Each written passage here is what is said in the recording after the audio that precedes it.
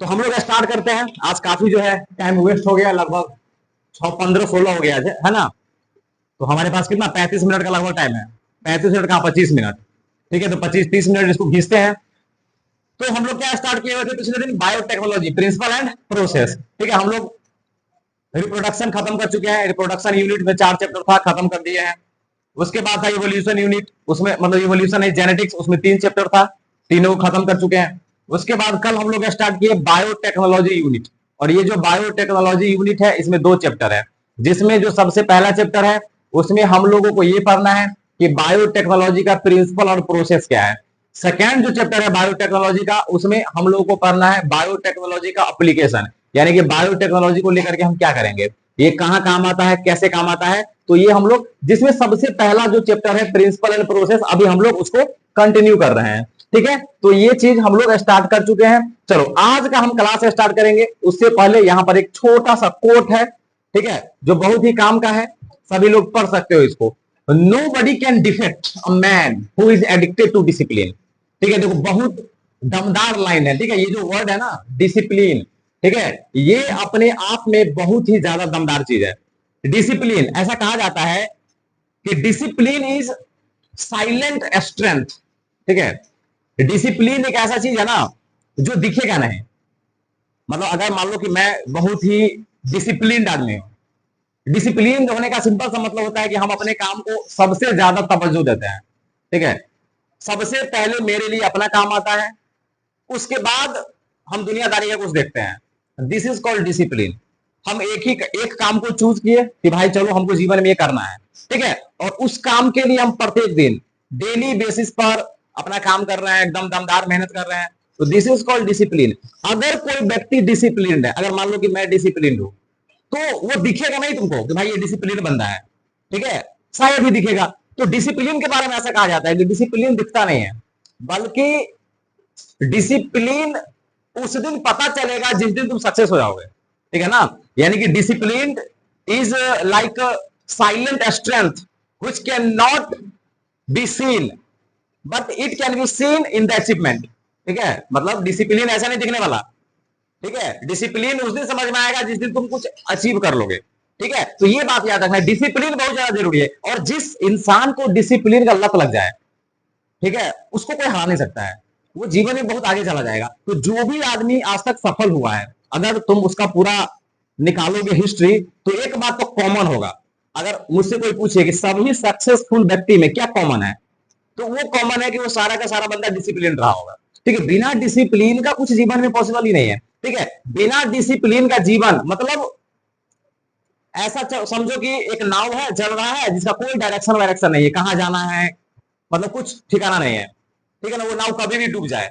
तो डिसिप्लिन बहुत ज्यादा जरूरी है किसी चीज को अचीव करने में। तो ये बात याद रखना है कि डिसिप्लिन का लत लग जाए तो फिर उसको कोई हरा नहीं सकता। बहुत दमदार चीज है, इसको याद रखना है। चलो हम लोग अपना कहानी स्टार्ट करते हैं। ये सारा का सारा चीज हम लोग पिछले दिन पढ़ चुके हैं, ठीक है। और आज हम लोग पढ़ने वाले हैं tools of recombinant DNA technology. देखो पिछले दिन हम लोग पढ़े थे रिकम्बिनेंट डीएनए टेक्नोलॉजी, ठीक है। तो मैंने तुम लोग को बताया हुआ था कि अगर मान लो कि बाहर से कोई डीएनए है, उसको अगर हम किसी डीएनए में जोड़ देंगे, तो ये जो टेक्नोलॉजी है इसको हम लोग क्या बोलने वाले हैं, रिकम्बिनेंट डीएनए टेक्नोलॉजी। यानी कि हमारे पास एक डीएनए है, अब उस डीएनए में हम बाहर से जाकर के कोई डीएनए जोड़ दिए, ठीक है। तो this technology is known as recombinant DNA technology. लेकिन ये इतना आसान तो है नहीं, ठीक है। मतलब रिकम्बिनेंट डीएनए टेक्नोलॉजी उतना आसान नहीं है। अगर हमसे कोई पूछेगा कि मान लो कि हमें रिकम्बिनेंट डीएनए बनाना है, ठीक है, तो वो कैसे होगा, तो उसके लिए बहुत सारी चीजों की जरूरत है। जैसे मान लो कि हमारे पास एक डीएनए है, ठीक है, और हमें बाहर का एक जीन इस डीएनए में जोड़ना है। तो बाहर में हमको जो जीन मिलेगा वो जीन थोड़ी मिलेगा, वो तो पूरा का पूरा एक डीएनए मिलेगा,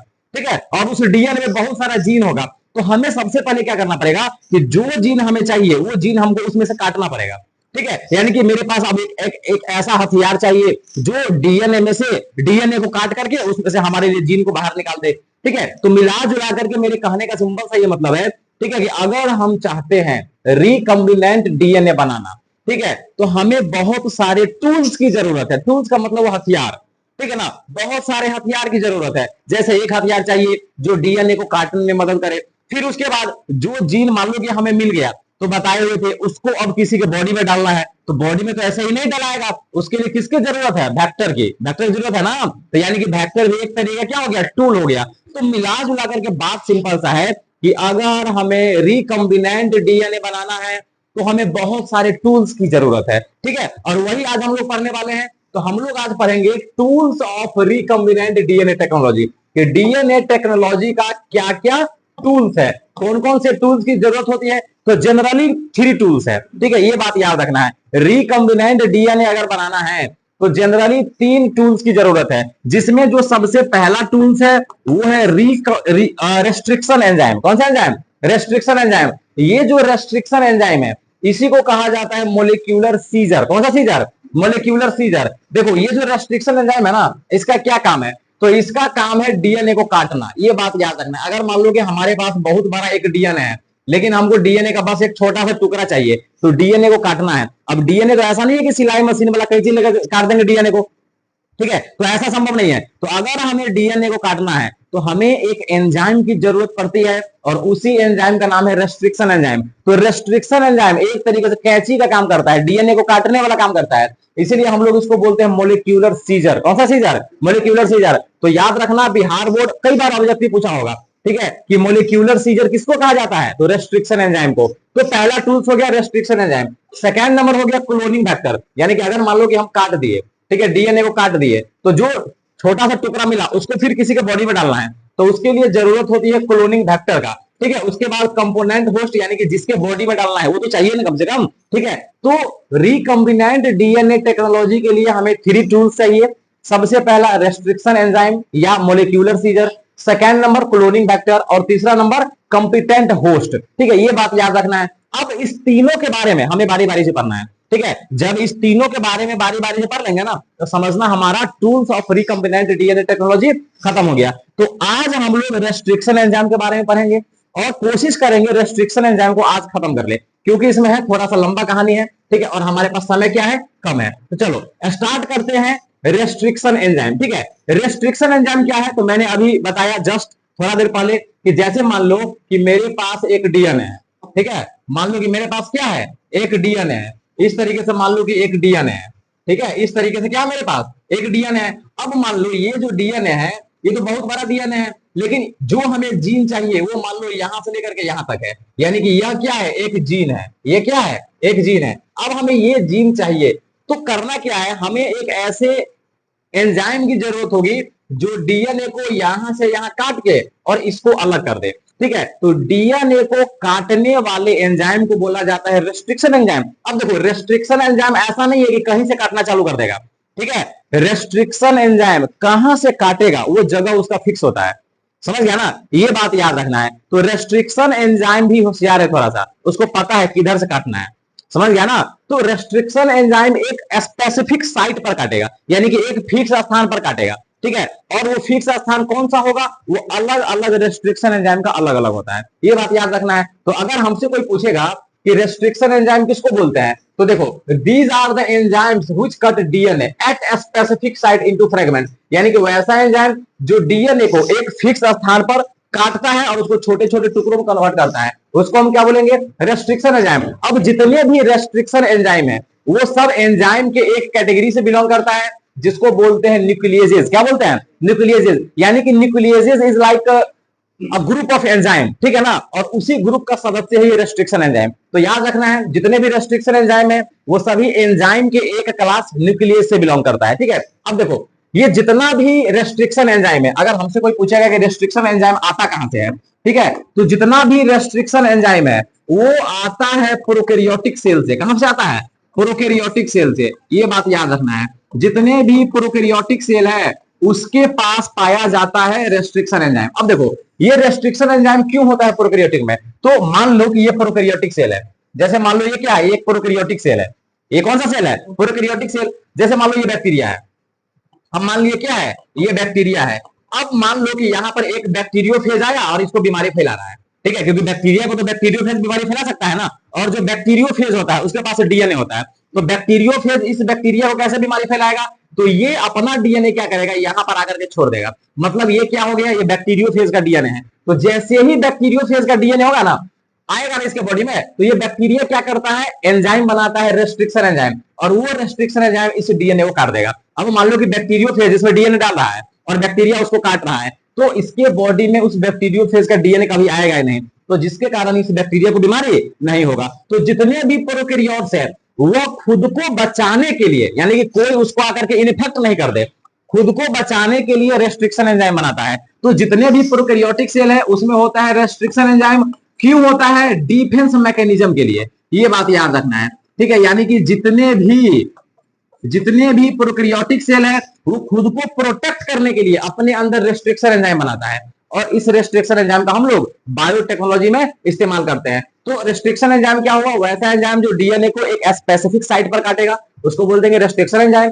ये एंजाइम के एक कैटेगरी न्यूक्लियेजेस से बिलोंग करता है। और अगर हम सोर्स का बात करें तो जितने भी रेस्ट्रिक्शन एंजाइम है प्रोकैरियोटिक सेल से मिलता है, ये बात याद रखना है, ठीक है। अब देखो जो सबसे पहले रेस्ट्रिक्शन एंजाइम के बारे में पता लगाया गया था, ठीक है ना, वो 1963 में, याद रखना है 1963 में सबसे पहले पता लगाया गया था रेस्ट्रिक्शन एंजाइम के बारे में, ठीक है। और वही बैक्टीरियोफेज वाला कहानी ई कोलाई था, ठीक है ना। मतलब हमारे पास एक बैक्टीरिया था ई कोलाई।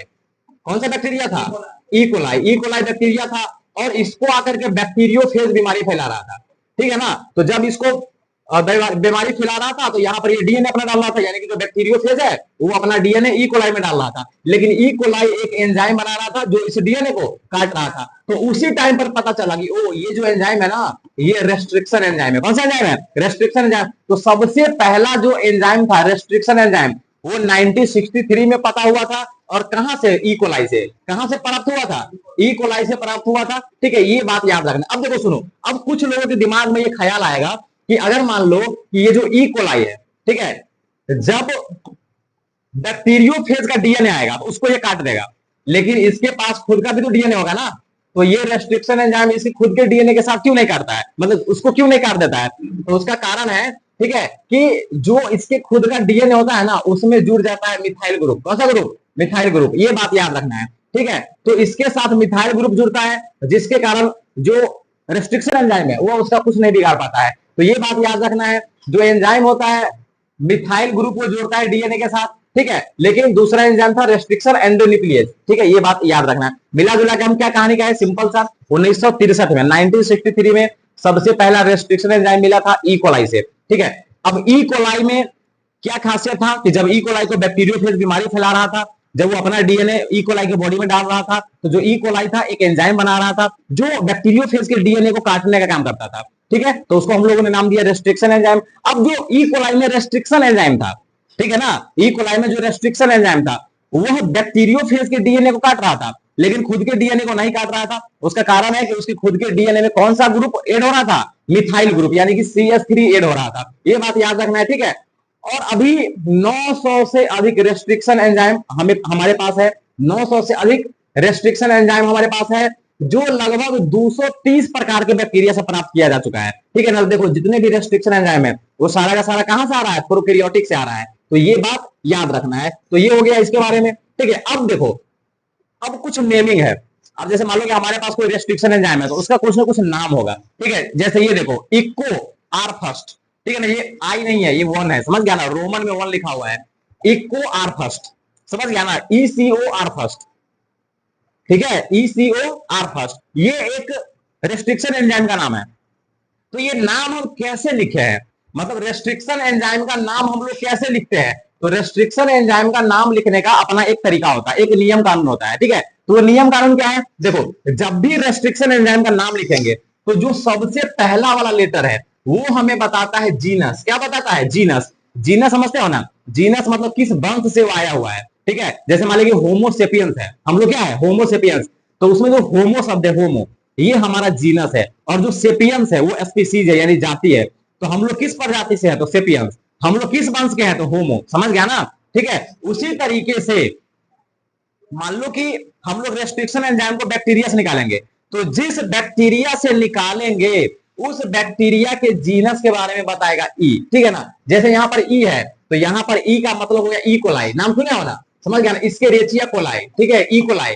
तो इसका मतलब हुआ कि जो इको आर आई है ये ई कोलाई से प्राप्त किया गया है, जिसमें जो सबसे पहला वाला ई है वो इसके बारे में बता रहा है। जीनस के बारे में बता रहा है, ठीक है। जो सेकेंड लेटर होगा या थर्ड लेटर होगा, यानी कि पहला के बाद जो होगा, ठीक है, वो बताएगा स्पीसीज के बारे में, समझ गया ना। तो ई फॉर इस्केरिचिया जो जीनस के बारे में बताता है, सीओ मीन्स कोलाई जो उसके स्पीसीज को बता रहा है, ठीक है। और ये जो आर है ना, ये बैक्टीरिया के स्ट्रेन को बताता है। तुम लोगों को मालूम होगा बैक्टीरिया के अलग अलग स्ट्रेन होते हैं, जैसे मोलिक्यूलर बेसिस ऑफ इनहेरिटेंस में तुम लोगों ने पढ़ा होगा, ठीक है। एक साइंटिस्ट था ग्रिफ्ट, उन्होंने अपना एक्सपेरिमेंट किया हुआ था, समझ गया ना। तो उन्होंने निमोनिया बैक्टीरिया का 2 स्ट्रेन लिया था, एक आर स्ट्रेन और दूसरा एस स्ट्रेन। तो एक बैक्टीरिया के अलग अलग स्ट्रेन हो सकते हैं, ठीक है। तो ये जो आर है ना, मतलब जो थर्ड लेटर होगा वो स्ट्रेन के बारे में बताएगा। और जो सबसे लास्ट में जो रोमन नंबर में लिखा रहता है ना, ये देखो रोमन नंबर में लिखा हुआ होता है, ठीक है। तो ये जो रोमन नंबर में लिखा हुआ मिलेगा, ये बताता है कि ये किस नंबर पर आइसोलेट किया गया, यानी कि जो सबसे, अगर मान लो देखिए यहाँ पर 1 है, इसका मतलब होगा कि सबसे पहले यही बनाया गया, सबसे पहले यही आइसोलेट किया गया है, ठीक है। तो जैसे मान लो कि यहाँ पर 5 रहेगा, इसका मतलब हुआ कि इससे पहले 4 गो एंजाइम प्राप्त किया जा चुका है, 5वां नंबर पर ये प्राप्त किया गया है, ठीक है ना। तो जो लास्ट में रोमन अंक लिखा होता है वो हमें ये बताता है कि एंजाइम किस ऑर्डर में प्राप्त किया गया है, आइसोलेट किया गया है। तो ये बात याद रखना है। तो रेस्ट्रिक्शन एंजाइम का नेमिंग कैसे करेंगे, सब लोगों को समझ में आया। तो रेस्ट्रिक्शन एंजाइम का कैसे नाम लिखेंगे, तो जो फर्स्ट लेटर होगा वो जीनस के बारे में बताएगा, जो सेकेंड 2 लेटर होगा जो छोटका एबीसीडी में लिखा होगा, ठीक है, वो स्पीसीज के बारे में बताएगा, समझ गया ना। उसके बाद जो थर्ड लेटर होगा, ठीक है, या फोर्थ बोल दो इसको, जो कैपिटल में लिखा होगा वो स्ट्रेन के बारे में बताएगा, और जो रोमन में लिखा होगा वो ऑर्डर बताता है कि वो किस स्थान पर उसको आइसोलेट किया गया। स्थान मतलब लोकेशन है, स्थान मतलब कैमा नंबर पर उसको आइसोलेट किया गया है। तो ये रेस्ट्रिक्शन एंजाइम का नेमिंग हो गया, ठीक है। तो ये बात याद रखना है। अब देखो सुनो, रेस्ट्रिक्शन एंजाइम 2 टाइप के होते हैं। हम रेस्ट्रिक्शन एंजाइम को 2 टाइप में बांट सकते हैं, ये बात याद रखना है। उसमें से जो सबसे पहला टाइप है उसका नाम है एक्सोन्यूक्लियेज, और एक का नाम है एंडोन्यूक्लियस। देखो अब जैसे मान लो कि हमारे पास ये डीएनए है, हमारे पास क्या है ये डीएनए, मान लो कि ये हमारे पास डीएनए है। अब इस डीएनए को काटना है, तो इस डीएनए को काटने का 2 तरीका हो सकता है। कहानी समझो, इस डीएनए को काटने का 2 तरीका हो सकता है, ठीक है। अब जैसे मान लो कि कुछ ऐसा भी एंजाइम हो सकता है, ठीक है, जो डीएनए को साइड से काट दे। मान लो कि कोई ऐसा रेस्ट्रिक्शन एंजाइम है जो डीएनए को यहां से काट के हटा दिया, ठीक है ना, यानी कि यहां से इधर काट के हटा दिया, ठीक है। तो वैसा एंजाइम, वैसा रेस्ट्रिक्शन एंजाइम जो डीएनए को कॉर्नर यानी कि एंड पर से काटता है, यानी कि साइड से काटता है, ये बात याद रखना है, उसको बोलते हैं एक्सोन्यूक्लियेज। कौन सा न्यूक्लियेज, एक्सोन्यूक्लियेज। देखो तो they remove nucleotide from the end of the DNA, ठीक है, यानी कि वैसा रेस्ट्रिक्शन एंजाइम जो डीएनए को एंड से काटेगा उसको हम लोग क्या बोलेंगे, एक्सोन्यूक्लियेज, ठीक है। और कुछ ऐसा होगा जो इसको बीच में से काट देगा, ठीक है ना, ये बात याद रखना है, ठीक है, यहीं से काट के हटा देगा, ये पूरा सिस्टम यहां से हटा देगा, ठीक है। तो वैसा भी रेस्ट्रिक्शन एंजाइम हो सकता है, ऐसा भी रेस्ट्रिक्शन एंजाइम हो सकता है जो डीएनए को पूरे बीच में से काटेगा, पूरे सेंटर में से काटेगा, उसको हम लोग बोलेंगे एंडोन्यूक्लियेज। कौन सा न्यूक्लियेज, एंडोन्यूक्लियेज, ये बात याद रखना है, ठीक है। तो एंडोन्यूक्लियेज का क्या मतलब हुआ, एंडोन्यूक्लियेज का मतलब हुआ कि वैसा एंजाइम जो इसको डीएनए के बीच से काट देगा, ठीक है, ये बात याद रखना है, समझ में आया। अब देखो ऐसा नहीं है तो कहीं से काट देगा, अभी हम बताए हुए हैं, ठीक है, कि जो डीएनए होता है वो मतलब जो रेस्ट्रिक्शन एंजाइम है वो एक फिक्स स्थान पर काटेगा, ठीक है, उसका एक स्थान फिक्स है कि हम यहीं से काटेंगे। तो जिस स्थान से वो काटता है ना, ठीक है, जिस स्थान से वो काटता है उसको बोलते हैं स्पेसिफिक रिकॉग्निशन सीक्वेंस। कौन सा सीक्वेंस, स्पेसिफिक रिकॉग्निशन सीक्वेंस, ये बात याद रखना है, ठीक है। तो एंडोन्यूक्लियेजेस, जितने भी एंडोन्यूक्लियेजेस है उसके बारे में 2 बात याद रखना है। पहला, ये डीएनए को बीच में से काटेगा। दूसरा क्या, ये एक फिक्स स्थान पर से काटेगा, उसको बोलते हैं स्पेसिफिक रिकॉग्निशन सीक्वेंस। कौन सा सीक्वेंस, स्पेसिफिक रिकॉग्निशन सीक्वेंस, ये बात याद रखना है, ठीक है। अब देखो ये पिक्चर देखो सभी लोग, इस पिक्चर को समझो, इस पिक्चर को समझो। देखो ये डीएनए है, ठीक है, और इसको साइड से काट के हटा दिया, समझ गया ना। ये एक डीएनए है जिसको क्या किया गया है, साइड से काट के हटा दिया गया है, ठीक है। तो हम कह देंगे कि ये जो काम है ना ये एक्सोन्यूक्लियस किया होगा, ठीक है। अब देखो जब भी हम साइड से काटते हैं, अगर मान लो कि हम साइड से काटेंगे, जैसे मान लो कि यहां से काट दिए, तो ये देखो ये सब अकेला बच गया है, समझ गया ना।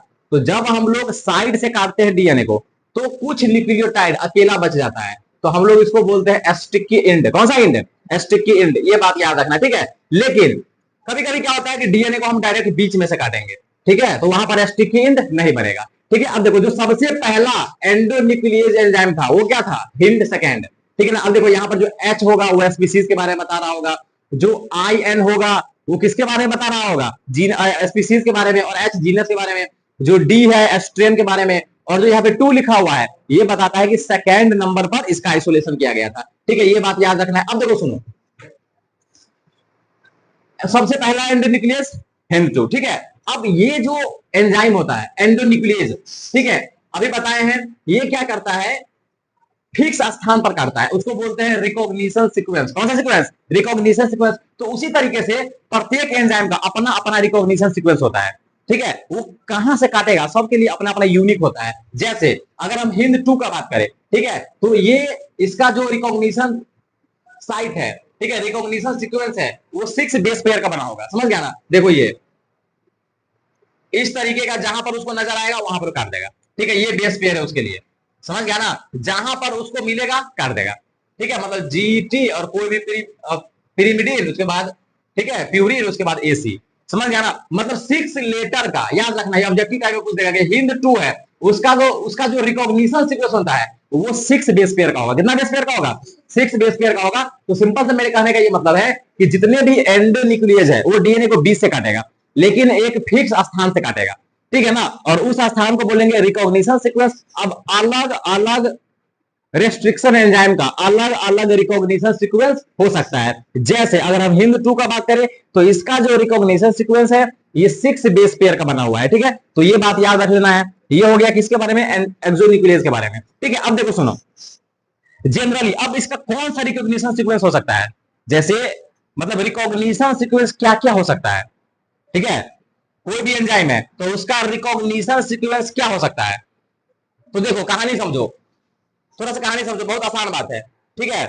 किसी भी रेस्ट्रिक्शन एंजाइम का, किसी भी रेस्ट्रिक्शन एंजाइम का जो रिकॉग्निशन सीक्वेंस होगा, ठीक है, वो पैलिंड्रोमिक न्यूक्लियोटाइड सीक्वेंस होगा। ये बात याद रखना है, समझ गया ना, ठीक है। किसी भी रेस्ट्रिक्शन एंजाइम का जो रिकॉग्निशन सीक्वेंस होगा जहां से वो काटेगा वो हमेशा पैलिंड्रोमिक होगा। क्या होगा, पैलिंड्रोमिक। पैलिंड्रोमिक का मतलब हुआ, ठीक है, जिसको दोनों साइड से पढ़ने में सेम है। जैसे अगर हम एक नॉर्मल एग्जांपल है तो देखो, जैसे मान लें कि हम एक नाम लिख रहे हैं नितिन, NITIN, नितिन। देखो जब तुम इसको इधर से पढ़ोगे फिर भी नितिन, और इधर से पढ़ोगे फिर भी नितिन, यानी कि दोनों साइड से इसका स्पेलिंग क्या है, सेम है। तो ये बोलेंगे पैलिंड्रोमिक है। क्या है ये, पैलिंड्रोमिक। उसी तरीके से एक और लिख सकते हैं, जैसे मान लो कि हम लिखे मॉम, MOM, मॉम, समझ गया ना, ठीक है। तो देखो इधर से पढ़ो फिर भी MOM, और इधर से पढ़ो फिर भी MOM। तो कुछ ऐसे सीक्वेंस होते हैं जो दोनों साइड से पढ़ो तो सेम लगेगा, उसको बोलते हैं पैलिंड्रोमिक सीक्वेंस। कौन सा सीक्वेंस,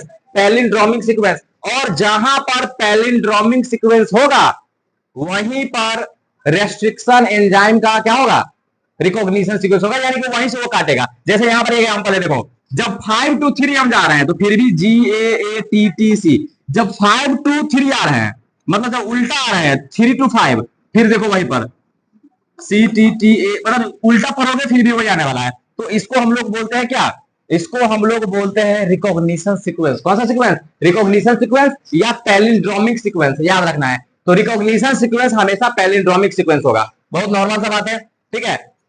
फिर उसके बाद देखो अभी हम बताए हुए हैं कि जो रेस्ट्रिक्शन एंजाइम है, ठीक है ना, वो जब साइड से काटता है, ठीक है, तो वो मतलब सिंगल स्ट्रैंड को ओवरहैंगिंग करता है, जिसको हम लोग बोलते हैं स्टिकी एंड। कौन सा एंड, स्टिकी एंड। तो ये तो हम डायग्राम के द्वारा समझा चुके हैं, ठीक है। देखो ये पिक्चर देखो, ये स्टिकी एंड है, अभी हम समझाए थे थोड़ा देर पहले, ठीक है। जब साइड से काटेगा तो वो कुछ को अकेले लटकता हुआ छोड़ देगा, उसको हम लोग क्या बोलते हैं, स्टिकी एंड बोलते हैं, ठीक है। तो ये सारा कहानी था, ठीक है। तो देखो इस तरीके से हम लोग आज का जो है ना लेक्चर क्या कर दिए, कंप्लीट कर दिए। तो रेस्ट्रिक्शन एंजाइम पूरा का पूरा हमारा क्या हो गया, खत्म हो गया। तो रेस्ट्रिक्शन एंजाइम आज खत्म कर दिया हम लोग। तो कल क्या पढ़ने वाले हैं, कल हम लोग क्या पढ़ेंगे, कल हम लोग पढ़ेंगे क्लोनिंग वेक्टर के बारे में।